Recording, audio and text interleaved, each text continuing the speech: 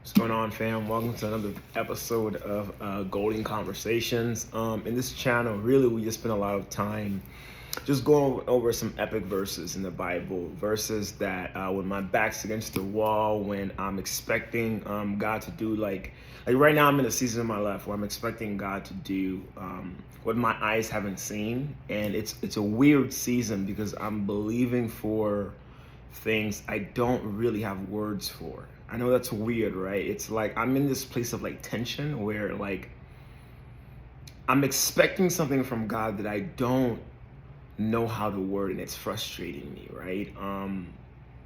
And yeah, I'll leave that there, right? But whatever it is that my soul is wanting from God that I can't even articulate, maybe it's a new level of peace, maybe it's a new level of joy, maybe it's greater favor. I don't really know yet. I just know there's something that I'm yearning for, and only God can give it, right? Um, and and so like I'm tapping into my faith in a new way, right? Like I'm learning to communicate with God in a new way. And so, anyways, in the Bible, I love the Bible because there's these verses in the Bible where like I can just always go to certain verses in the Bible. So, Golden Conversations is really a channel, right? For those who have never been here before, it's really a channel where I just kind of like pick a verse that I've seen transform the lives of so many people. And I've seen, hold on, my camera is saying more light required. Must not know I'm black. Um, the purpose of this channel is to just do my best to kind of go over some stories here because these were real people in the Bible. These were real human beings, right? Believing for real things, expecting God to move in mighty ways, right? And so, without further ado, let's just get into it. So the verses we're going to go over today is Matthew 9, verse 27 to verse 27 to verse 20 to verse 30. Okay, and it reads, "As Jesus went on from there, two blind men followed him, calling out, 'Have mercy on us, Son of David.'" Can we just stop here? They're calling out, right? Meaning they were aware of their situation, right? They were aware that they just couldn't be casual about calling out to Jesus, right?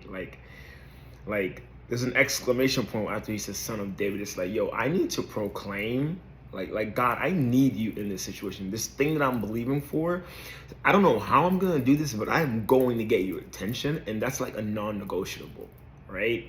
So, anyways, it says, "As Jesus went out from there, two blind men followed him, calling out, 'Have mercy on us, Son of David.'" Okay, first of all, you're blind. You're blind.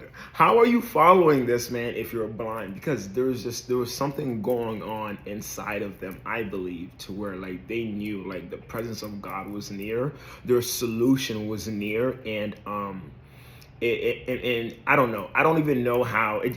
All it says is like, and you can go back to the story before. It says after the crowd had been put aside, right? If you just go up a few verses, after the crowd had been put aside, he went and took the girl by the hand, and she got up. News of this spread through all that region, and this is about like the story of the woman or the young lady who had been bleeding for 12 years, right? So Matthew gives us an account of that, and then it just goes, the word travels. Now we're in a situation where it's like you have two blind men following you, okay? Like you can't see, like how are you following this man? But no, like there's this again, like like they knew, they felt a presence, right? They just, I don't know, we'll leave that alone. Anyways, it says, "Have mercy on us, Son of David," right? When he had gone indoors, the blind men came to him, and he asked him. I'm just so stuck on the fact that these men are blind. Like it doesn't say they got help from their friends. It doesn't say like, one of the disciples pulled them. It just says and it was two of them, right? So that's a story right there. I'll leave that alone. When he had gone inside, the blind men came to him, and he asked them. So Jesus asking them, right? So Jesus is so cool, right? He's just like, Jesus is so cool. Like, he knows these men are following him. He knows they're blind, and he's not saying anything, right? It's almost like he's going, how far are you willing to go, like, to get my attention? How far, like, what are you willing to do? How severely are you willing to unorthodox yourself? How resourceful are you willing to get my attention, to get in the same room as me, right? To get before me, right? Like what is your posture? What's your disposition, right? Like what are you willing to do that they're not willing to do? Because there's probably a bunch of blind men in that area, but these two, like, they had resolved, right? Like, I'm going to get in front of this man. I know I can't see. I know I don't know where I'm going. And you literally have a case, no pun intended. You literally have a case of the blind following the blind, right? But it's interesting to me because Jesus is light. So even though they were physically blind, they were still able to, like, sense him, see him in the realm of this. I don't know, like, leave that alone, Johnny. Anyways, so they finally got to Jesus, blind and all, right? And, nothing catches Jesus off guard. Not back then and not today. Let me repeat that because I feel like the Holy Ghost is asking me to, like, say that again.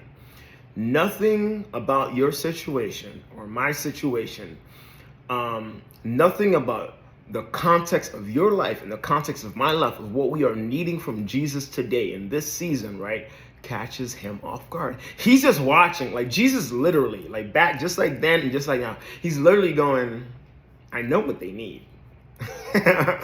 But, like, what are they willing to do to get my attention? What are they willing to do to, like, not lose heart, not lose faith? Because these two blind men, you have to have faith that Jesus can actually do something about your situation, or else you would be like every other blind person and just, like, wouldn't even try, right? Like, faith makes you do. You can't tell me you have faith and you're not doing anything. You're not taking any action, right? And so it's like these blind men, they had faith to go, like, not only do I understand this man can, like, fix my blindness, my situation, right? But I'm willing to do whatever I got to do to, like, through my behavior, show him, like, I believe you can fix this, or else they wouldn't have done anything. Anyways, so they're before Jesus, right? And he says, do you believe that I'm able to do this? And it's funny to me that Jesus asking, Jesus, you have two blind men following you. If they didn't believe you could do this, they wouldn't be following you. Anyways, but he still asked them anyways. And this is kind of like where I'm at my own personal life, where, like, there's a lot of inward tension, right? Because it's like, God knows I'm following him wholeheartedly, uncompromised, highest character, don't care what nobody else is doing to my left or to my right. I'm riding with King Jesus, right?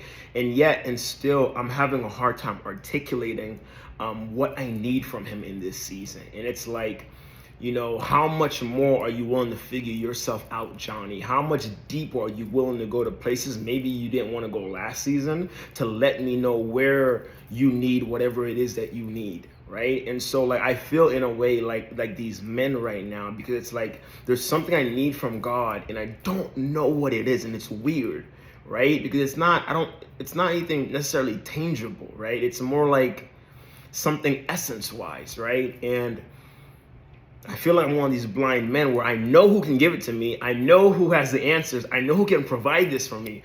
But, like, how do I articulate this, right? And, this gives me hope, because it's like, man, if two guys who are blind, right, figured out a way through their blindness to, like, make their way through wherever they had to make their way through to get to the person who they knew inside of them, right, had the answers to their blindness, then I can go deep enough within me, right, doing whatever I need to do to find the right words to articulate that to King Jesus, so that when he asks me, do you believe I'm able to do this, right, it's like, yes, but first I need to know what I'm asking him to, like, be able to do.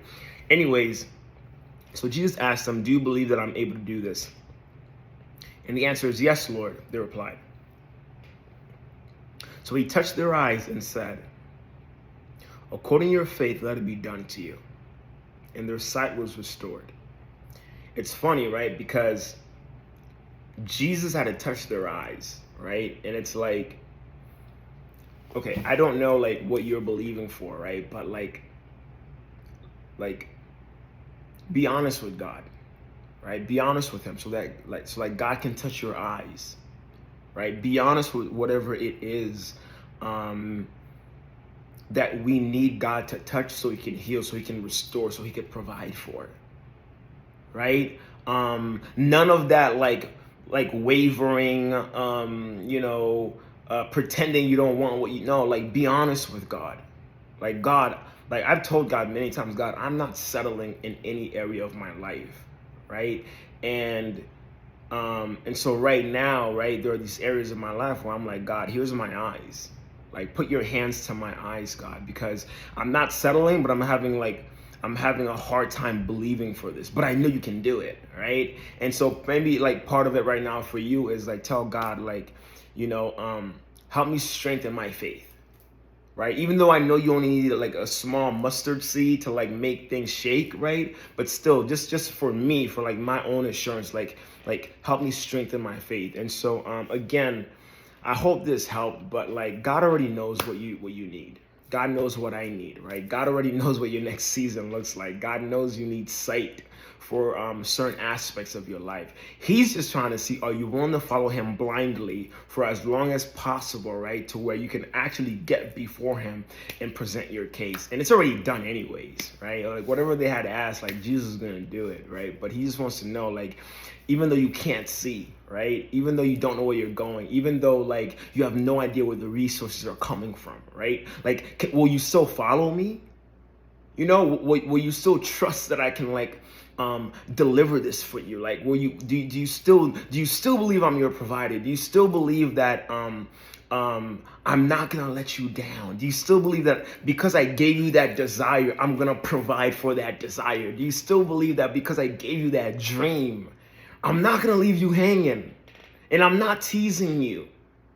And eyes haven't seen, ears haven't heard the things that I have in store for you, right? And those two blind men, I believe one, they had each other in their blindness, right? And I believe when one got down, the other was there to cheer them up. When one lost their way and said, man, because I would imagine, right, you're following Jesus, you're both blind, you don't know where to go. I would imagine there's different points of that journey where one of them was like, bro, what's the use? Why are we doing this?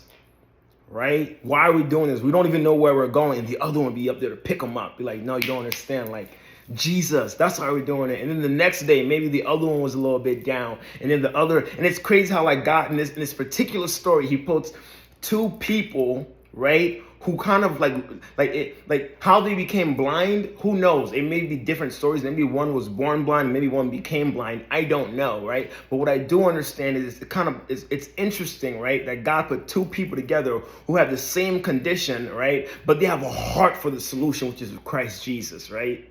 Like they're both like, I'm done with this, right? I'm done with this blindness. I'm done with this trauma. I'm done with this lack, right? And somehow they gravitated towards each other, right? And they both had resolved, right, to like go after the one person, right, who can change their situation, right? And they had enough wisdom to know they couldn't do it by themselves. They had enough wisdom to know they need a friend. They had enough wisdom to know, like, for them to get that healing, right, that surpasses human understanding, right? Because no man can heal blindness, right? So they literally need a miracle.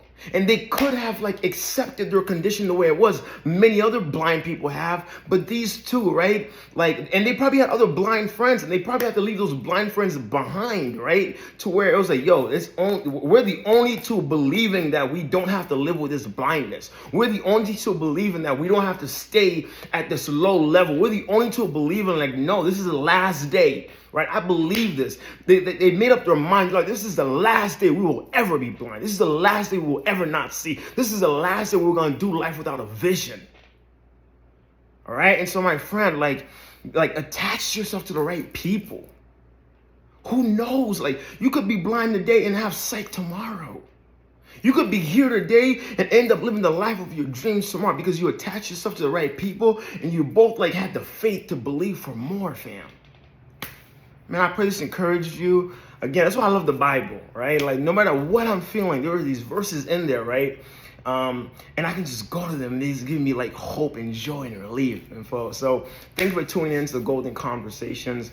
Next episode is Wednesday. So next episode is dropping on Friday around 7, 8 p.m. Eastern time. Tell a friend, like, share, comment. If this encouraged you, fam, I promise you, you are not the only one who's supposed to see this. Please share it to at least 1 or 2 people. All right, thanks for coming by.